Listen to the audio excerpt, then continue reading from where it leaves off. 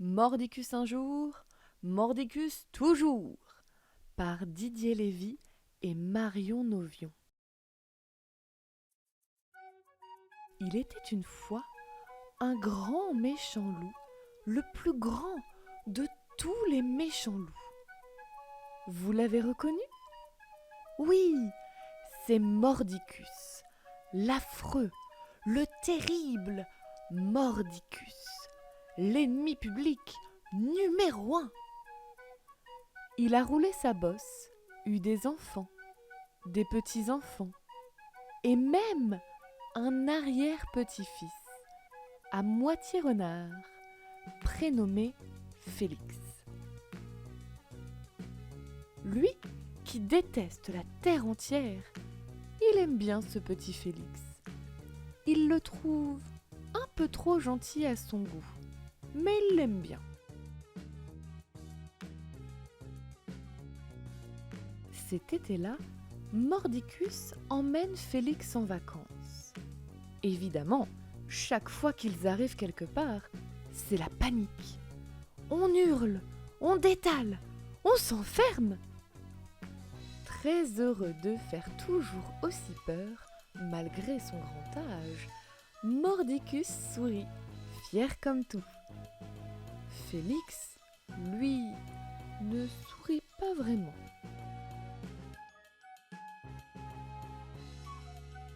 Il n'aime pas la façon dont on les regarde. Après tout, ils n'ont rien fait de mal.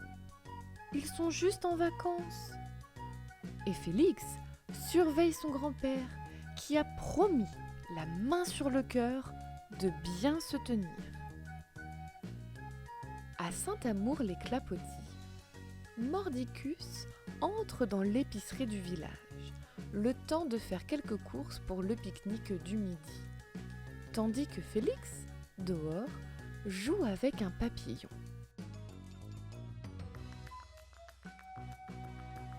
Pendant qu'ils déjeunent au bord du lac, un peu partout autour d'eux, dans les arbres, les fourrés, les terriers, les animaux cachés chuchotent.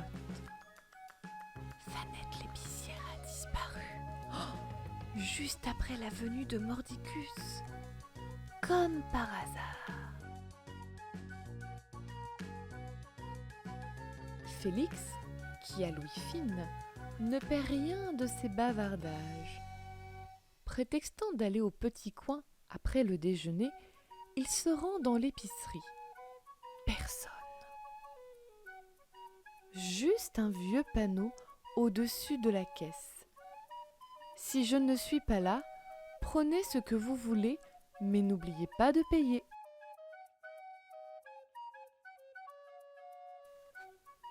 Tracassé, Félix retourne auprès de Mordicus, qui pousse la chansonnette en s'accompagnant de sa guitare. Je suis un zazou, je suis un voyou, oui, je suis le loup, le grand méchant loup. Dis, papy, demande Félix l'air de rien. Tu ne l'aurais pas mangé, la dame de l'épicerie. Mordicus s'arrête de jouer et fait mine de réfléchir. La dame de l'épicerie, est-ce que je l'aurais mangée? Je ne crois pas. Mais peut-être qu'elle est tombée dans mon bec à un moment où je bâillais. Ce sont hélas des choses qui arrivent. Il reprend sa guitare et Félix, de plus en plus nerveux, part mener sa petite enquête. Peut-être que quelqu'un a vu quelque chose. Il s'approche d'un sanglier perché qui, terrifié, détale aussitôt. Félix interroge alors un écureuil, vert de peur. « Moi, je n'étais pas là !» bredouille-t-il. « Mais c'est forcément Mordicus le coupable. Qui ça pourrait être d'autre ?»« Évidemment que c'est lui !» ajoute le blaireau bien caché. Le corbeau a dit que Mordicus avait les babines encore tout ensanglantées en sortant de l'épicerie. Le ventre noué, Félix retourne voir son arrière-grand-père. Et la voix tremblotante, il redemande. Franchement, est-ce que tu l'as mangée, la dame? Dis-moi la vérité. Mordicus pose sa guitare, soudain moins fanfaron. Non, bougonne-t-il, je ne l'ai pas mangée. Et maintenant, laisse-moi tranquille avec cette épicière, tu veux bien? Félix et Mordicus se regardent un long moment dans le blanc des yeux. Si je découvre que tu m'as menti, déclare Félix, je ne te reverrai plus jamais. Mordicus hausse les épaules, grognant. La campagne tout autour d'eux est silencieuse, baignée de soleil. Félix est triste, en colère, déçu, terriblement déçu. Désormais persuadé que son arrière-grand-père a dévoré l'épicière, Félix est en train de ranger ses affaires pour repartir, seul chez lui. Quand un petit navire apparaît au loin et se rapproche à toute vitesse. Qu'est-ce que c'est que ça encore? Le bateau s'arrête dans une gerbe d'eau. À la barre, une dame et à ses côtés, 3 moutards qui en un éclair entourent Mordicus. Fanette et ses neveux. Ouf! Ils sont encore là! S'écrie l'épicière toute joyeuse. Puis, s'adressant à ses neveux, elle ajoute: voilà celui que je voulais absolument vous présenter, les enfants. Le grand méchant Mordicus. C'est une vraie célébrité, vous savez. Avant, il faisait très peur. C'était un gros dur. Mais là, maintenant, il est tout gentil, tout poli.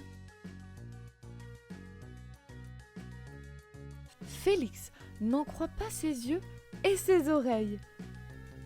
Tout gentil, tout poli.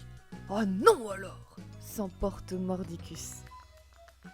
Mais il ne peut pas s'empêcher de sourire. Un neveu lui tend un stylo et une feuille de papier pour avoir un autographe. Un autre finit les restes de son assiette. Et le troisième se fait un selfie en sa compagnie.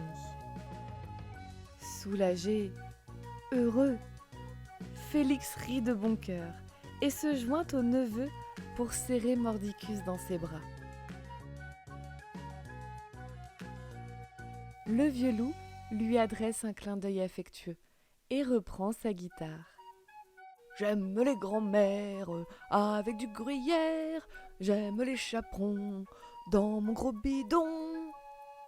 Des fourrés, des arbres, des terriers, d'un peu partout, on sort, on s'approche, et jusqu'au soir, on écoute, délicieusement terrifié, les grandes méchantes chansons du paisible Mordicus. Fin. Et voilà les amis, notre histoire est terminée. Et parce que les belles histoires se partagent, je vous donne rendez-vous la semaine prochaine pour la lecture d'une nouvelle aventure. À très bientôt!